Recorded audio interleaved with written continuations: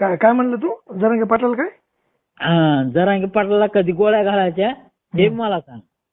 तू घालणार आहेस का?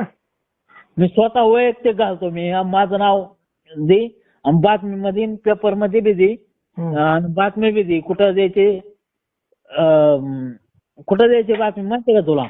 काय करणार तू पाटलाला? जे न्यूज कुठं हे ते न्यूज काय करणार तू पाटलाला काय करणार? सगळ्या सगळ्या सगळ्या बातम्या दे. माझ्या मी जरांगे पाटलाला जीवच मारतो. बर चालतंय. हा चालतंय ना? तुझ्या मनाने. तुझं दैवत नाही. तुझी जाती वेगळी त्याच्यामुळं तुझं दैवत नाही ना. तुला छत्रपती शिवाजी महाराजांनी काय सांभाळलं नाही, त्यांचा अभिमान नाही तुला. किंवा डॉक्टर बाबासाहेब आंबेडकरांचा अभिमान नाही.